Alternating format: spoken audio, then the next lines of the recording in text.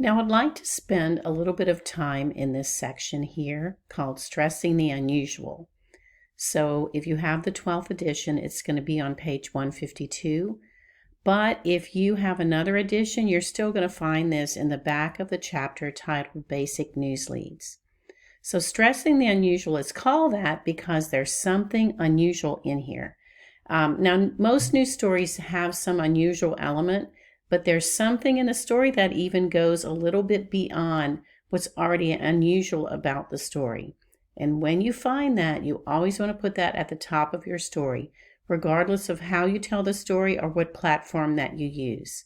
You want to make sure that you stress that unusual element in your lead. So here's where we are, but we're going to go to another story that's a little bit shorter in the next page here.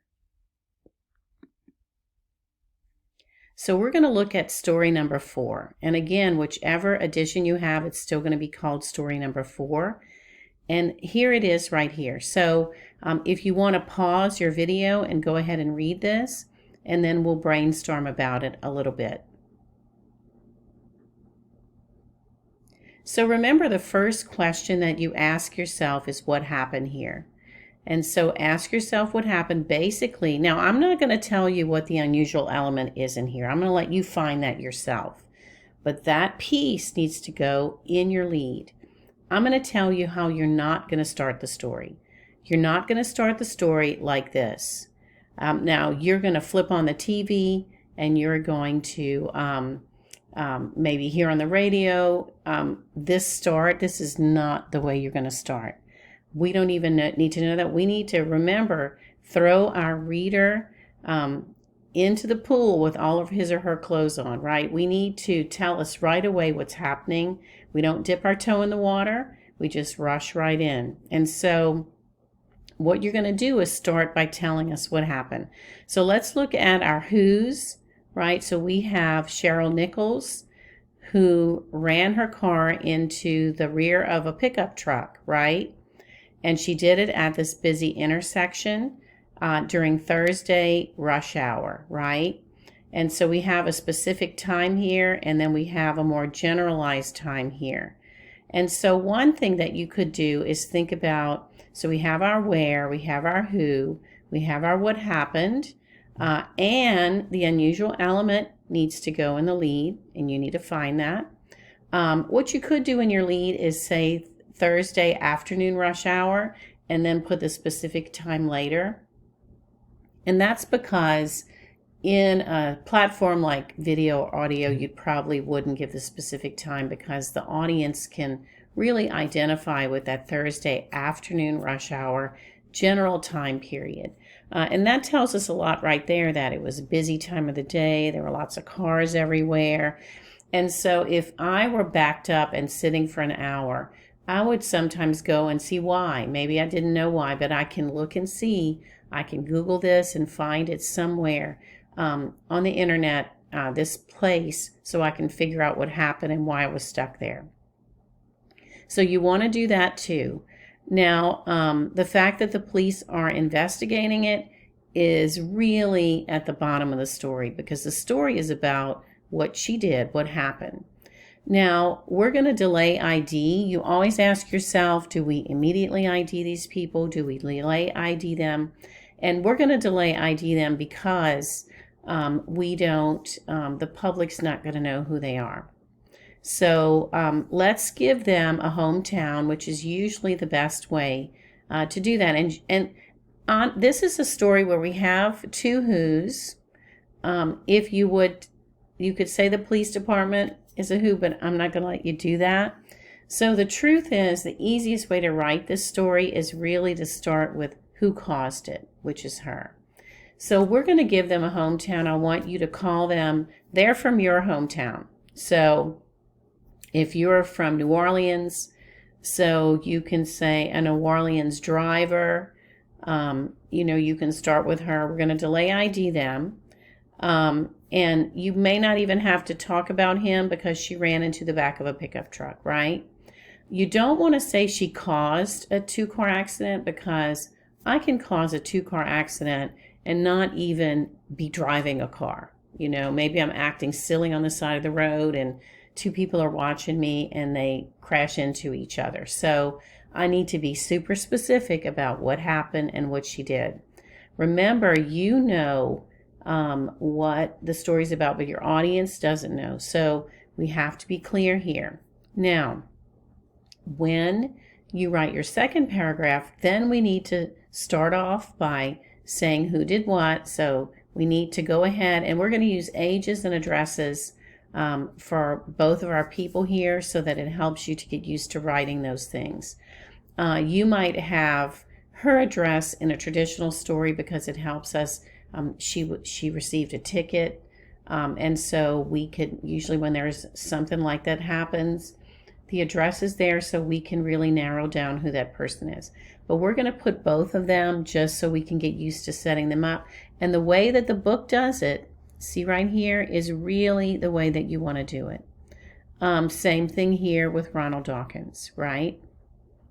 Now it has his occupation. You can put that if you want. That's kind of optional here. I think that really occupations matter if they have some kind of public, if they're a public figure often, or maybe if their occupation is somehow connected to the story in some way. So a lot of times, we don't have that. If I'm doing a story about a restaurant where she works and she's a person I interview, then her occupation within that restaurant would matter. So that's one of those professional decisions that you have to make along the way.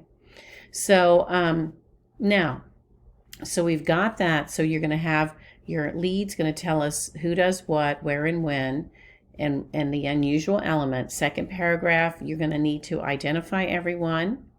And then remember, you have 4 type lines. So you can have a few sentences there and you can add some more information to the story.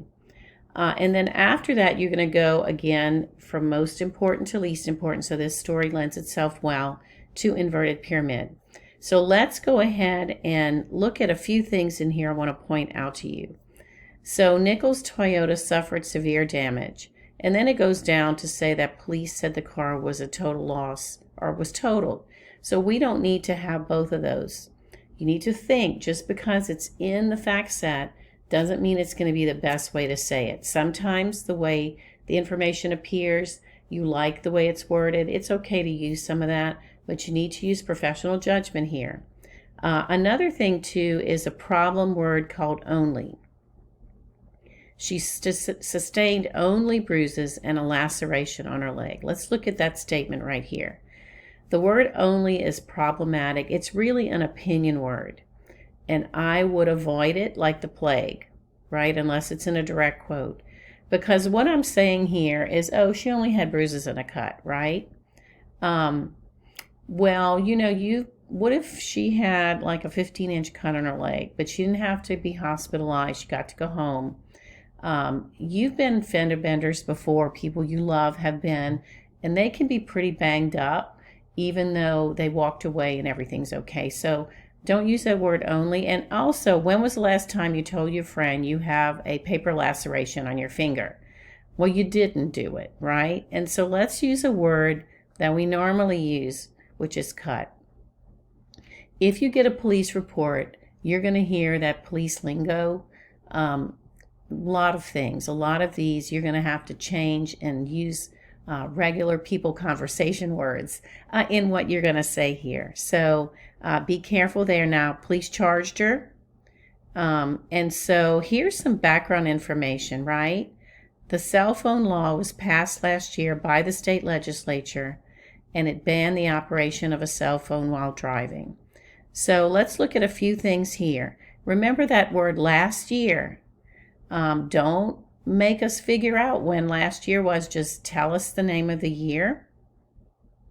This is passive voice. So I'm not going to say any more about it. You're going to start with who passed the law and what the law said. So write that in active voice. Again, here's the rest of your story here. So your assignment now is to write this story.